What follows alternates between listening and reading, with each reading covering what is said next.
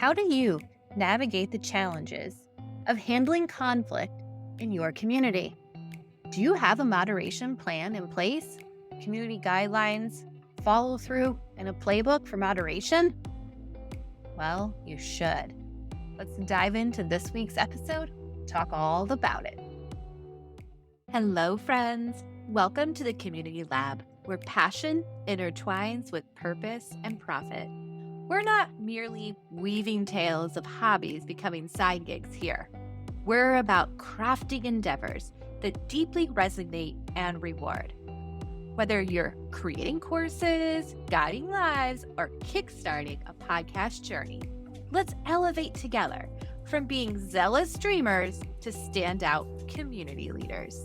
Explore the balance between passion and profitability as we unwrap the tools and tactics we use to create, maintain, and grow our own profitable community.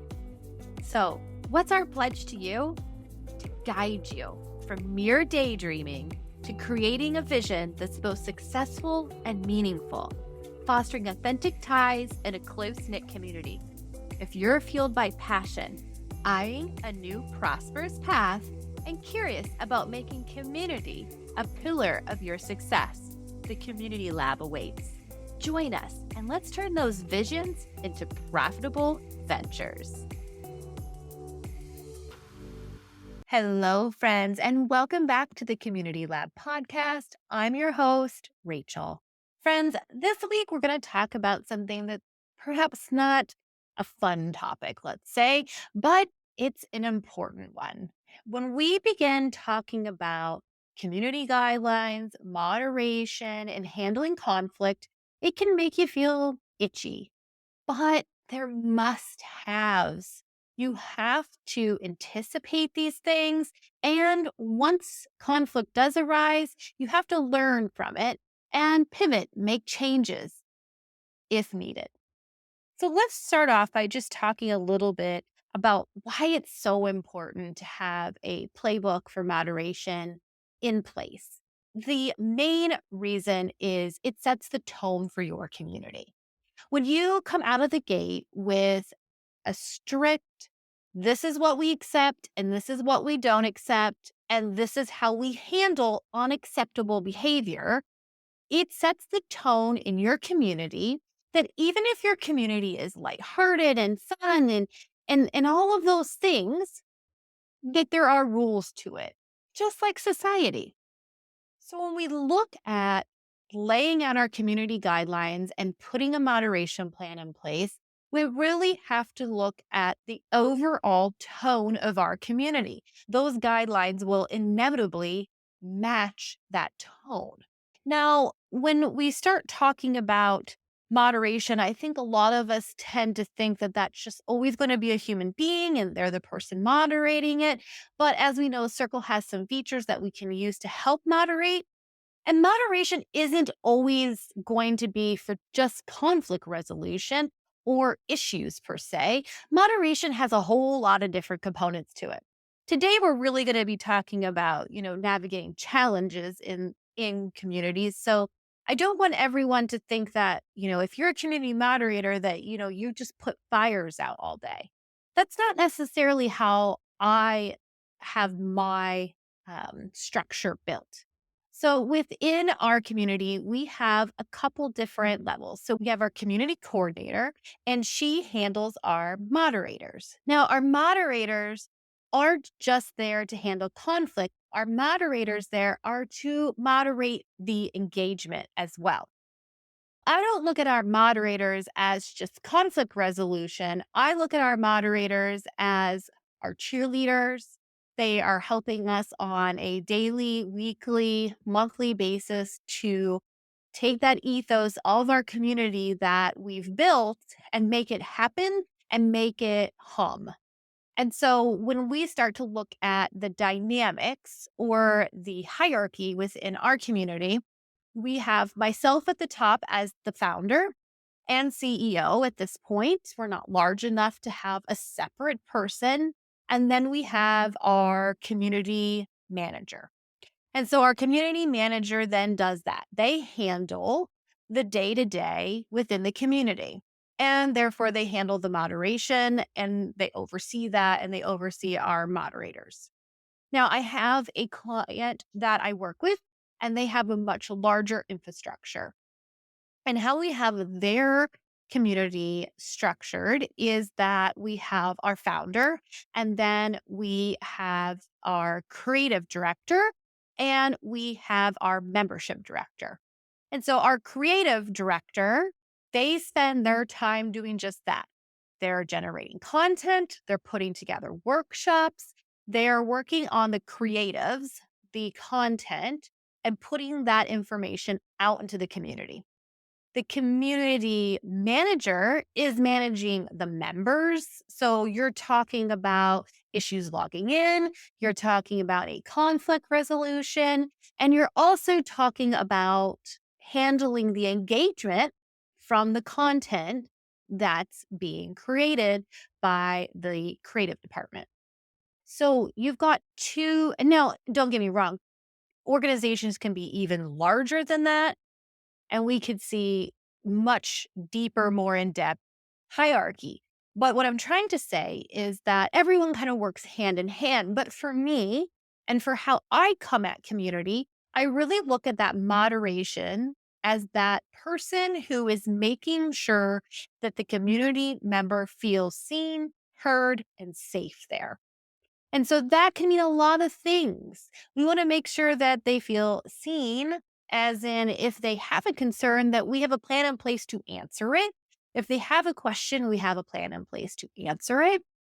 And I want them to obviously feel safe within our community, as in, they won't be attacked for something that they say. And if something they say in the community is perhaps against our guidelines, then we want to do a couple of things. So I've really come at community building as that we have to teach people how to be members of our community. And what I mean by that is that not everyone's going to come into your community and automatically adapt to your ethos the moment they set foot in it.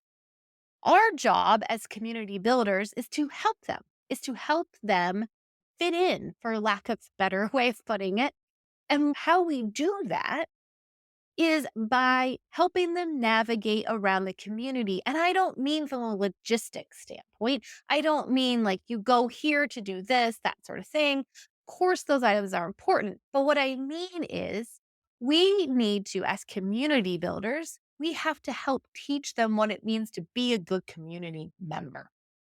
And how we do that is that if a member goes against one of our community guidelines, my first thing I like to do is I like to help coach that member.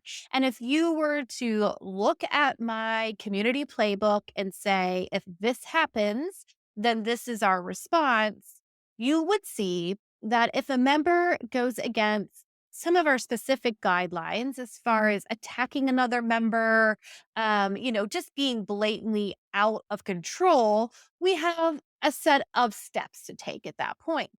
But if we have a member that's maybe perhaps just ruffling feathers and making somebody else not happy, that's not necessarily a bad community member, but we might want to help work with them on their tone, help them understand that their communications could be a little more clear, could be a little more concise.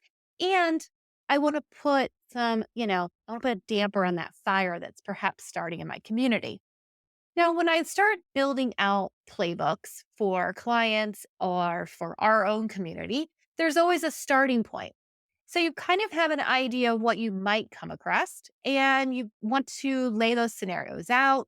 You want to have a good plan in place to handle those scenarios, but we all know there's going to be new things that come up. So that playbook is always evolving, but the idea is that it exists. And for most members of any group or organization or community, they're going to understand that shit happens. It's all about how we deal with that. And that's where I come from when I start talking about community moderation and how, conflict happens and how we can resolve it in a way that works best for our communities. Now, the first step in any of this is we want to establish clear community guidelines. So we want to create comprehensive guidelines. You want to take steps to develop clear, concise, and fair community guidelines that cover expected behaviors. You want to make sure you're posting those within your space and that the consequences, if you violate them, are also made available. We have a really fantastic freebie in the community. It's Swipe File, Crafting Your Community Guidelines. It's basically a template to help you get started from a foundational perspective of building out what your community guidelines are. So I give you an example of ours and how ours are laid out, and everyone's really should be different. A lot of it has to do with what your community is built on as to what your rules are. Some of them are tried and true, and there really aren't any exceptions to some rules, right? Some of them are just good behavior, but a lot of them will change based on your community type. And you wanted to make sure that in there you're defining your community's purpose, you want to outline your core values, and then you want to set those clear expectations. So you want to detail both the behavior you encourage and those that you won't tolerate. You want to make sure that you are addressing the conflict resolution procedures and highlight reporting and moderation processes. So this way, members know how to report any violations and what is expected from moderators in terms of forcing those guidelines. That's really goes back to building out that moderation playbook. Make sure you're constantly reviewing them and updating them, and then date them when you update them. We have a swipe file that you can check out in the community lab. I actually think the freebies on the website, you can download it there too. And in there, we give you just that, like a rundown of what it should be. And then we kind of tell you to go through these steps. Here's the introduction. Here's our core values. Here's our expected behavior. Here's the things that we don't accept. And then this is our conflict resolution, and this is how you report and how it's moderated. The idea is that we all get together and we can have these really great, thriving communities. I get that. But this is a component of community building that we have to consider. I like to make sure I'm highlighting our community guidelines all over the place. I obviously have a place for them, I have them tabbed. I do this for all communities I work with. I actually work with communities to just help them build out their playbooks because it is a daunting task. It's not a fun task. It's a very procedural and organizational task. And sometimes when we look at community building, it's not the fun things that we have to do that we love to do that we're going to do first, but it should be considered before you get going and launching. Now, you want to be really proactive with your moderation strategies as well. And there really are moderation strategies. One community that I work with, we have this list of words that if a community member uses them, it flags their post. I call it the yucky list. Like, not a great name.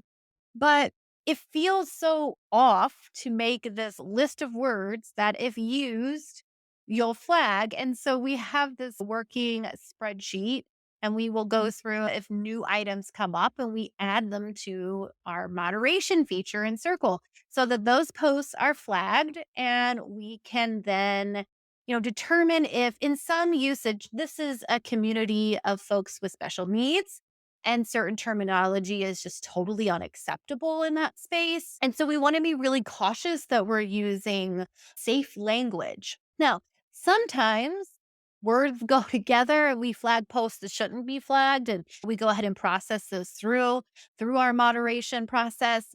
But I'd rather be on the safe side and flag a post than have it go out and have the community in an uproar. And now I'm dealing with this really huge conflict resolution scenario instead of being able to say, reach out to them and say, hey, that post that just goes against our guidelines. And so therefore I really, that's not getting posted. And this is your first warning.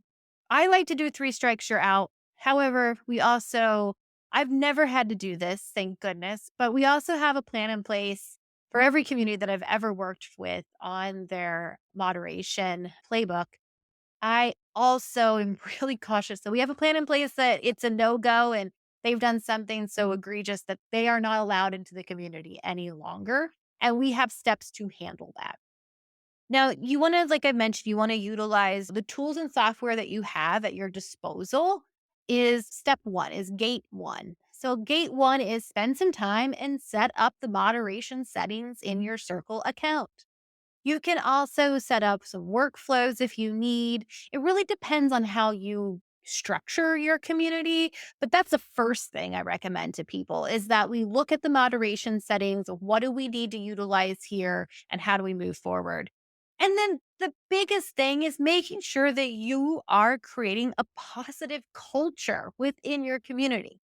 So it's sort of that mirror where when we look at nurture versus nature, and you have this child who is mirroring the behavior that they see. So you have this child who comes to school and they're just like this little devil at school, and you're like, oh my gosh, what is the deal here? And the idea is that at home they're seeing this behavior, and so they find this behavior acceptable in your community. You need to mirror the behavior as both myself, as the founder of my community, or if I am working with a community, I need to mirror my behavior to that of what's acceptable. So the more positive space, even if we're having a community that's dealing with death and dying, we can still cultivate a positive space. And what I mean by that, a safe space. So I want you to understand that that mirroring piece is really important to your behavior in your own community. It's one of those you reap what you sow sort of ideas there. Okay, friends, let's take a brief break and hear about my go to email marketing platform, Flowdesk. Hello, brilliant minds and creative hearts. Are you ready to take your email marketing to new heights? Discover the beauty and power of Flowdesk.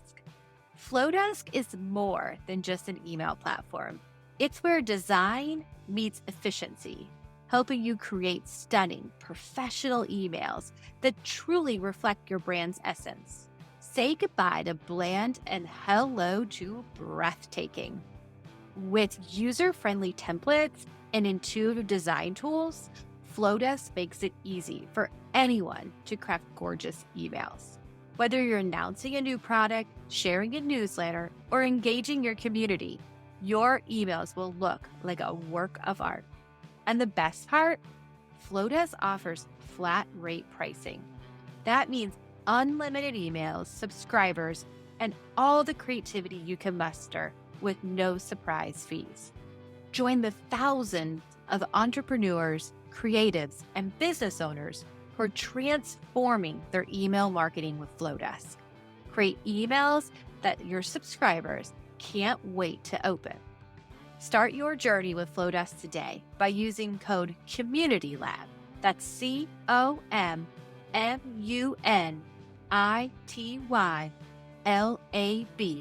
at checkout to receive 50% off your subscription now.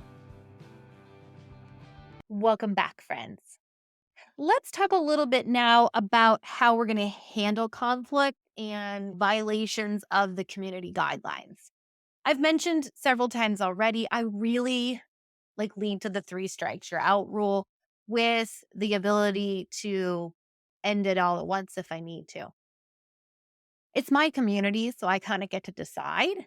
And that's how I look at it when I work with other founders or CEOs, as I say to them, okay, well, this is yours and you're cultivating it. And if a piece of rotten fruit comes in, we need to get rid of it. And I have to say that 9 times out of 10, anything that I've really had come across for having to deal with conflict within the communities I've worked in so far has gone quite well. It tends to be, and I will say that this is one that I am very conscious of, that it's a spamming thing. And so that isn't necessarily conflict, but some people will look at it as conflict to have to deal with that. So I have an anti-spamming component to every community I work in. I have one client that we have a particular space where they can share their services, but only in that space. And so for the community lab itself, obviously, I am building a community of community builders and I want to hear about their communities. So, of course, I want them to talk about their communities. I want them to talk about what they're building, what they're working on, and even if they're doing something similar to me, maybe they're community builders themselves and they want some place to come and build community as a community builder. A whole lot of community there. But the idea is that spamming has a certain tone to it, and I think we all know it. And it's that tone of like, you show up in the community over and over and over again, and you never give of yourself. You're just always asking. You're always asking for someone to sign up for your course or your newsletter or whatever it may be. I will say that is the main guideline that is broken time after time in any community I've worked in. Now, is that a tragic do we all have to all hands on deck have a meeting about this? Absolutely not. That's where a playbook comes into place. Then the second item that I most see in communities is the conflict between two individuals. So it doesn't really matter. You've set a really great tone. You've laid out your community guidelines. There's really not a whole lot else you could do. You've done everything. You check marked everything. There are going to be times where people come into your community and they just don't get along with one another. They might get along with everybody else, but for some reason, there's some sort of dynamic that doesn't work. And now you have to deal with that and you have to come to a resolution with these two people. Now, what I like to say is that no scenario is ever going to be the same, but putting the following in place really helps you to negotiate any kind of conflict resolution that you need to. The first thing I want to recommend to anybody, if you're a founder, you're a CEO, you are the community manager, you're a community moderator, number one, stay calm. Stay calm. If you're building community within Circle in particular, and someone puts out a really egregious post, you're like, whoa, whoa, whoa, whoa, whoa, whoa. Guess what? You can just go get rid of it. I'm going to screenshot it so that I have a copy of it so that I can work my way through the conflict resolution, but you can just get rid of it. So, number one, that's number one, stay calm. Number two, when you start the process of actively reaching out to the person or persons that have violated the guidelines, we want to begin by actively listening. So, if it's something simple, like I mentioned earlier, someone who's just constantly spamming in the community, that's one thing. That's pretty cut and dry. But if we have something that's ticked up a ways and we've got people involved and emotions involved, we want to be really careful that we're actively listening to the situation and we get all the information before we make a determination. We want to make sure that we're communicating clearly and we want to make sure we're communicating clearly with all parties. But also, there could come a time where you have to make a statement out into your community that says, hey, we know this bad behavior happened. We have dealt with it internally. We have followed our own playbook, and this is the outcome of that. That actually is a fantastic way to set the tone that, look, we don't play around. You can't come into the community and wreak havoc without there being consequence. So make sure that you're communicating everything clearly. You're communicating it with the folks that are involved in the conflict resolution and with the folks that are just general members of your community. Set boundaries.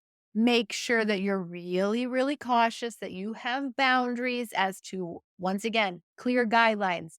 Know what you're going to allow within your community. And then don't dwell in this problem.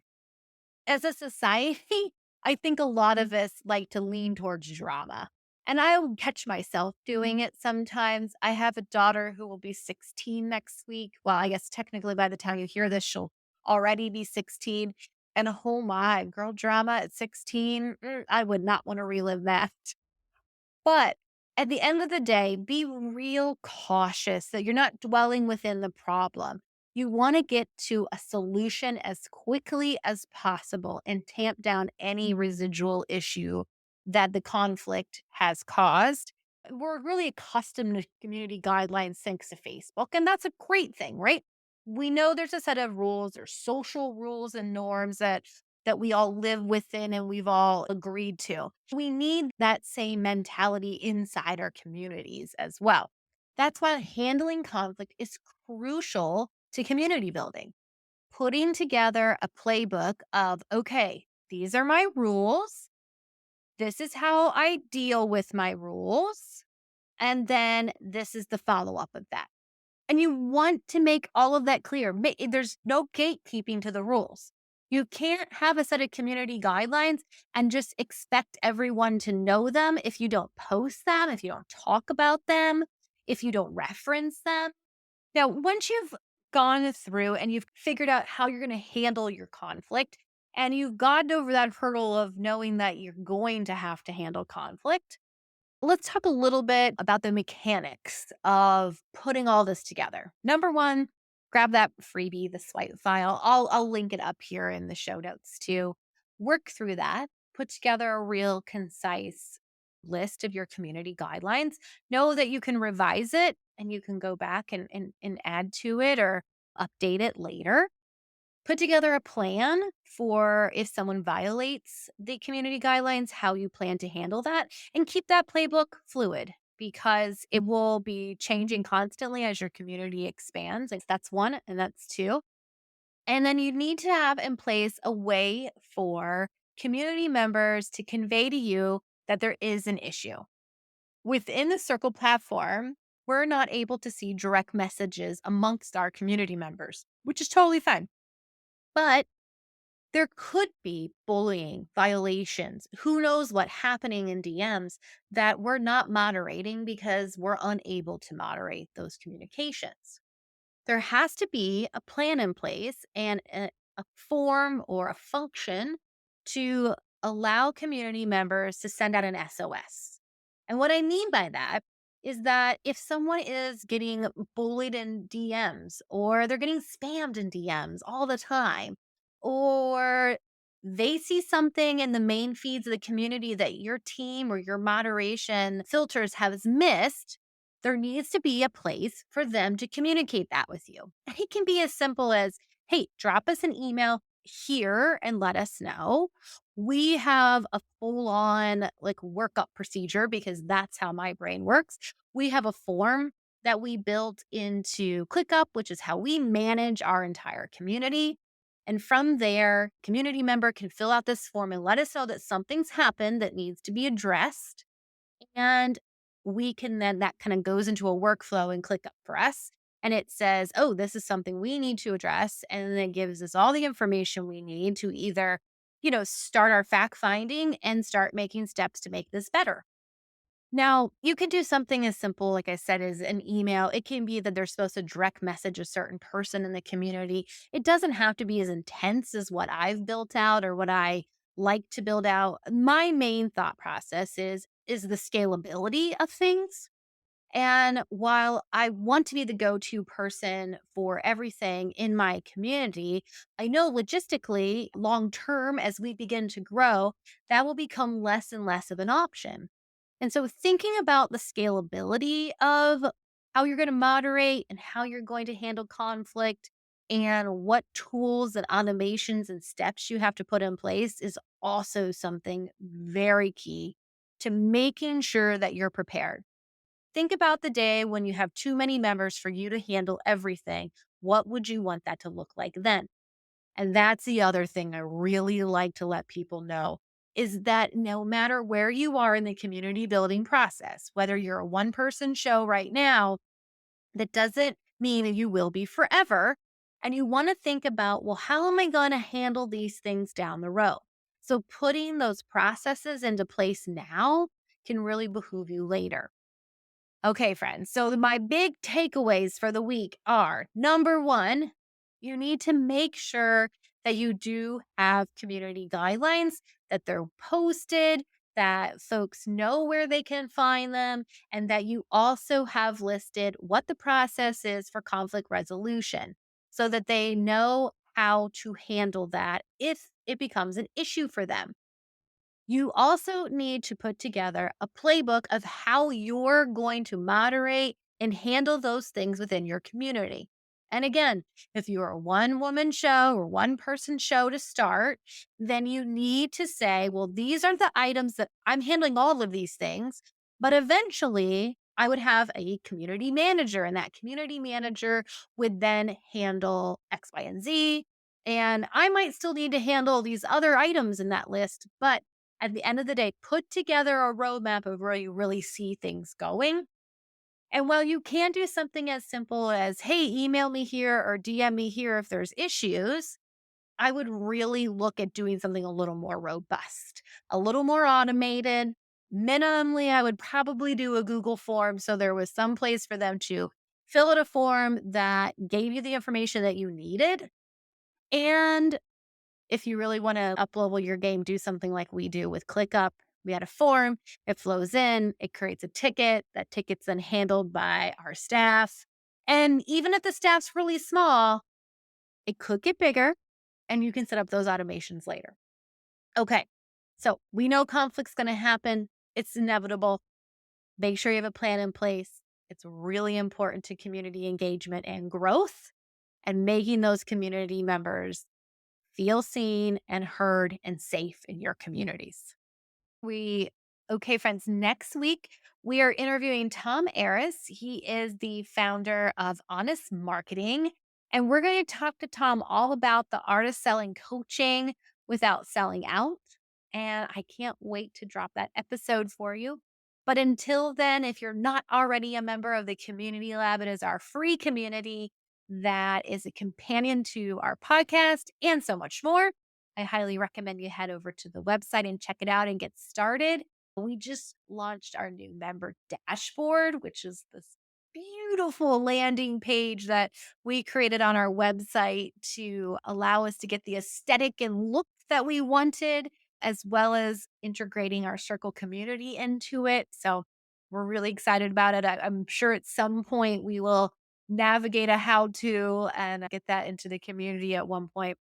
All right, friends. And if you think you'd be a great guest on the Community Lab podcast, head on over to the website and be a guest. There's a type form to fill out, and we would love to get to know you. All right. Have a great weekend. Take care. Bye, friends.